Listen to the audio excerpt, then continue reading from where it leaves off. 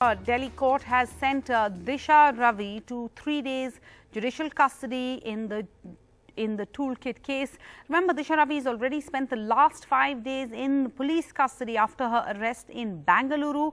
The 22-year-old Disha Ravi was arrested from her home in Bangalore for the alleged involvement in creating and editing a toolkit that was related to the farmers' protest in the national capital. This was on the 14th of February, and she was then sent to 5 days in police custody by a court in Delhi. And Akshay Dongre, who was in court, is now reporting that the court has accepted the demand of the Delhi police to send her to judicial custody now. If we look back and go back to the time when the Delhi police was actually seeking a police custody of 7 days for Disha Ravi, when the last time she was presented here in the court just after the arrest from Bangalore, the police said that they require police custody for a number of reasons. One was that they said that all the data from her cell phone has been deleted, so they wanted to retrieve that. Second thing was that they wanted to arrest Shantanu Muluk and Nikita Jacob in this case for drafting and disseminating the information of the toolkit on the social media. That purpose has been fulfilled now, because in both Nikita Jacob and Shantanu Muluk's case, already a transit bail has already been given to both of these. For Shantanu Muluk, it has been 10 days, and for Nikita Jacob, it has been 14 days. Now, coming to the case today that took place here, the police did not seek a police custody, which is not a norm.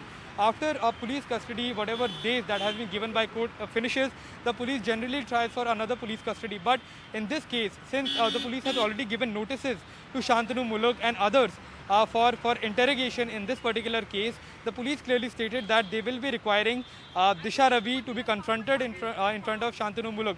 The police also claimed that Disha tried to put the blame on Nikita and Shantanu in this case.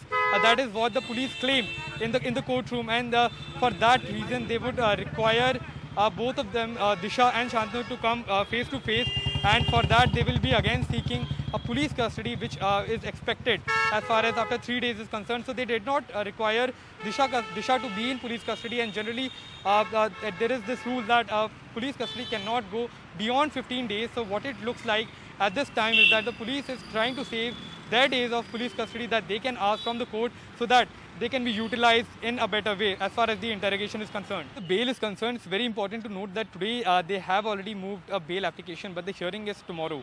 So the hearing will come up tomorrow as far as the bail is concerned. That is in the Session Court Patiala. And after that only there can be any decision as far as whether Disha is going to get any sort of bail in this case is concerned. As far as the court hearing is concerned, it was mostly police that was seeking an extension. The work of Disha's counsel is mostly to get bail, and that they have already applied in the session court. So it was mainly the police that was arguing for an extension of the bail, extension of the remand, or rather getting more focus on getting a judicial custody for now, and then later.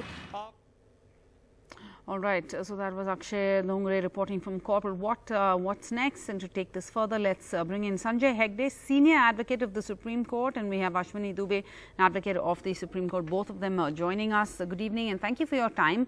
Sanjay Hegde, to you first. What do you make of the police changing their demand to judicial custody and that demand being granted to them? See, your reporter got it right, because the police possibly had anticipated that they would get the other two co-accused and confront them with Disha if it had been in one continuous sequence. Now that the other two accused are not likely to be in their custody soon, because they've been granted transit bail for 3 weeks, and they are also in the process of moving other courts for bail. The police cannot then fix a timeline by which they can get all the accused to confront them with each other in the course of their investigation.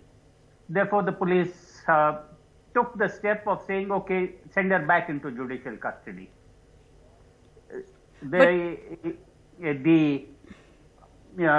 timeline that the police had in mind does not seem to be currently fitting in their investigation. So she is not required for the investigation. Let the court have her. Well, if she's not required for the investigation, then should she be given bail tomorrow when she applies for bail? That is another question. But first, I want to go across to Ashwini Dubey. As Akshay points out, as Sanjay Hegde point out, that the police are saying they want to interrogate the other two so-called co-accused in this case. But does that mean, since they have transit remand, Disha will then have to continue to stay in the custody of either the police or in judicial custody for, I mean, it could be 2 weeks, could be 3 weeks? Thank you very much, Sarah, for having me here. First, that as rightly pointed out by Mr. Hegde, that she is no more required for her custodial interrogation is no more required by the police, and that is why she was sent to the judicial custody one. And so far as the confronting with the other accused are concerned, that right always remains with the police. Suppose if tomorrow police comes to the conclusion and police prima facie find that there is need to take the custody for further investigation, police can always request to the court, and it is the discretion of the court, and it is completely on the court's purview that whether to allow the police to further investigation or not. This is one which is the first. And the second, since so far as the transit remand is concerned, there may be two things. One, either the police may ask them to join the investigation at this point of time, or police may wait that when their transit remand is over and they apply afresh for bail, and they will oppose here their bail in the jurisdictional court. That is the second aspect which needs to be looked into. So it will depend when the Nikita Jacob and Shantanu will apply for their bail, and if police will be needing them for the further investigation, they will always they will request to the court, and that discretion lies under the Criminal Procedure Court. Since you have just said that the Delhi police is admitting in a sense that they don't need her for interrogation anymore, does this strengthen her case for a request for bail? Sarah, this is not the reason of the bail. There are bail to consider the bail. There are many things which is to be considered. One, the person should not distract the evidences which needs to be recovered and while investigation is to be done. And the second, whether the other persons related to the same offense is to be taken into the custody. Third, there are many cases, but ultimately it depends on the wisdom of the court. If court finds that no, the further judicial custody or sensitivity, keeping in view the sensitivity of the case, that is the next aspect. If the case is so sensitive, the court finds that the accused should remain in the judicial custody or in the jail, then the court orders in accordance with the law and keeping in with the sensitivity. There is no particular framework which is given, but yes, the jail is exception and bail is the rule. This is also what Mr. Hegde, my senior advocate, he will also agree to it. Mr. Hegde, the fact that the police says that Disha Ravi is reluctant to give answers, so she should be sent to judicial custody for 3 days. Could you explain it to someone who's, maybe not from a legal background? That may be her answer. It may not be an answer that is satisfactory to you, but is that why you say you're only allowed to have police custody for 15 days, because otherwise it could just extend and be never ending? Yes. See, the thing is that when police custody is granted, there is custodial interrogation. Right now, they cannot conduct custodial interrogation with the other accused also being present. So whatever they could do with custodial interrogation for 5 days, they have done it. They seem to think that they have not got the answers that they want. But there is a very important constitutional right, which is the right of silence. You are not required to prove the police's case for them. You can just say that I will refuse to incriminate myself and keep quiet.